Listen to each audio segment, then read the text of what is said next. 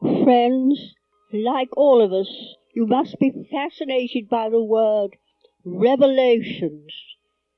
So I will share you some. We in the Druid clan of Dana share our spiritual experiences. And I remember listening to A.E. Alas, he was just talking about the transcendental beauty of skyscrapers, I remember. But perhaps he was right there, but I'd have preferred hearing about angels, gods. We weave a magical web of beauty around our earth through these experiences which link us with heaven. I offer 3 revelations that I enjoyed, hoping that these will be in harmony with many of you. The primary inspiration was in 1952, when the goddess Dana came to me. She brought me a rare and beautiful happiness like none other that I've known. For me, she is the Divine Mother. I thought of her as to meet her, but later she gave the name through John Doran, a Gaelic psychic. The name I was to use was Dana. I thought that this was all they, the deities, would honour me with, but not so. Looking back, I realised that I've been given 3 revelations in particular. There have been others, very seldom, but sometimes, that relate to the 3 magical drops of the goddess Ceridwen of Wales from her magical cauldron. These drops transformed the apprentice little Gwion into the Welsh bard Taliesin, who revealed that he had come from the summer stars. That would be Orion and Sirius. In June the 22nd, 2000, I had a vision of the white star that awakens our third eye and the inner sun in the solar plexus. On the 6th of September, actually that time I saw the sun. I was absolutely thrilled. It was floating in my room at midnight, and I was delighted.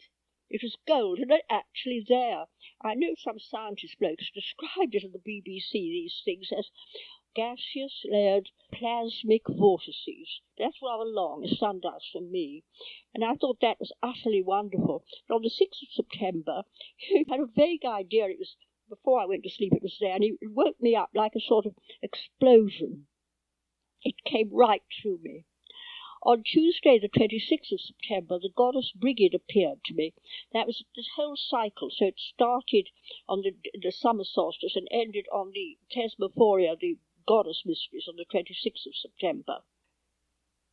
She appeared made of, as it were, crystallized white light. She had most extraordinary hair. It was sort of gold cut in, I thought petals, but later I was told by an occultist that many people in America have seen her, and that they call it hearts. Her hair was cut in that.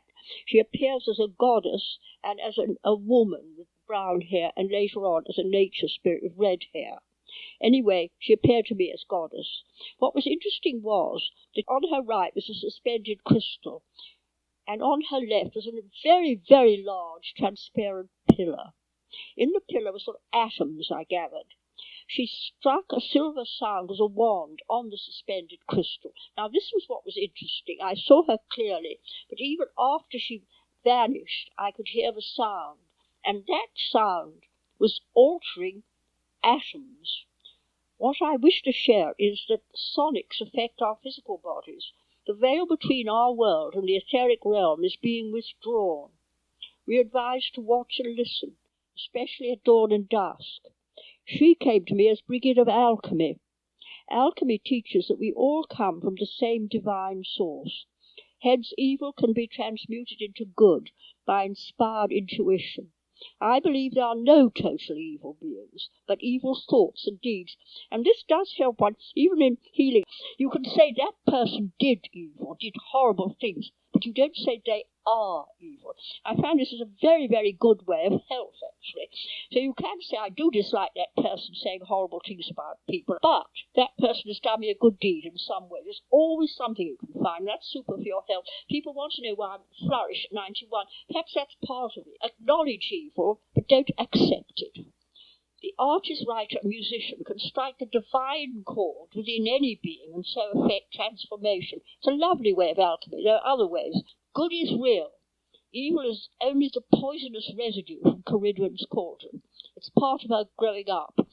Remember what she offers. The 3: inspiration, prophecy, shapeshifting. The drop of inspiration brings such joy. Not so with the second drop of prophecy. Oh dear, yes, I've always had that. This brings hard-earned wisdom through knowing the shape of things to come. When I want to know anything, I ask, I'm in history land, what did happen in 10 years ahead? In other words, it's all there. You've just got to remember it. On Tuesday, the 11th of August, 2005, I had a very trying experience. I found myself psychically in our Temple of Isis by the dark mirror of the morning Athena and Osiris, where I pray for those in trouble. Suddenly, alarmingly unexpectedly, shut out of my body, I saw above me a shelf, and on it were 3 little voodoo dolls made of twigs. I bought 2 of them in New Orleans. But then on my right rose a towering figure of a goddess in black robes. I had the impression of power and divinity. But this is what's important. She spoke clearly so that I registered every word. I am not an executioner. I came rushing back to my body at once, and as I returned I was aware of a large volume of a book by the late Dian Fortune, The Dark Goddess. Now I relate this amazing evocation of the dark goddess of the oceans, Morgan Le Fay. Later on I saw her as the dark goddess of Africa.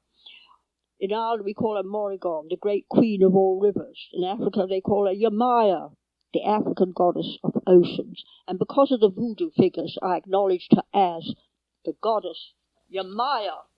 But next month, Katrina struck. It gave me a shock. I'd always had a prophetic gift, but this had a message. This is what's important. It is not the deities who punish us. We are given free will. We do this ourselves by our ignorance, greed, and cruelty. Who builds on a swamp? But the good news was that the deities wish us well in our stumbling steps towards discovering our own innate divinity. It hurts the path when we do wrong, and it is lovely when we do well, and this is how we learn.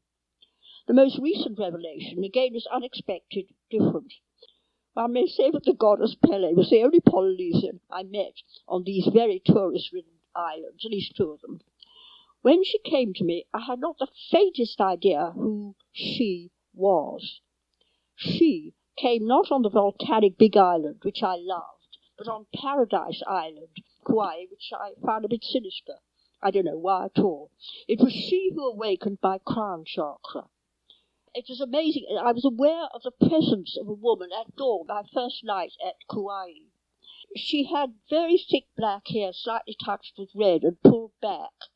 Very aristocratic, strong features with a strong chin. I was aware others were with her, but she was a goddess because she had a body of energy body made of bronze-coloured light and had the presence and being of a goddess and of goodness.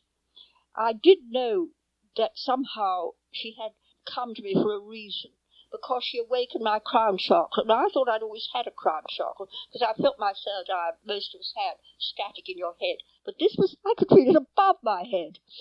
It was like a shining, sort of very tidy, dome-shaped structure, with little sparks about it. I won't repeat what she told me, but she did induce me to give prophecies through a moon mirror. We can say water, far above water. Later, she reinforced her messages through a young girl psychic. I always feel about prophecies, just sort of rather the old advice in scriptures, watch and pray, but don't run away. I've added that bit, don't run away. Love the account of Pele's shape-shifting. She was always helping people. What I'd like to share is Pele's immense sense of humour and kindness and her delight in meeting and helping people. There's a message here. She invariably turns up to visitors who are pretty well off, wearing awful sort of Hawaiian shirts and leis on them. She appears to be a very dirty, poor old Hawaiian woman, Polynesian, wanting water and a cigarette. When insulted, a lava flow turns up. Or she appears as a barefooted Hawaiian woman, beautiful, poor, and vulnerable. And I'd become aware that they can be very exploited. Also, it's not recommended to take bits of lava and rocks from the island. Note that these form part of the body of Pele. What, anyway, are we doing to our own earth, Gaia? I feel that the inspiration I've felt with these divine beings brings joy and love. Prophecy, wisdom, and shape-shifting give us empathy with all that is.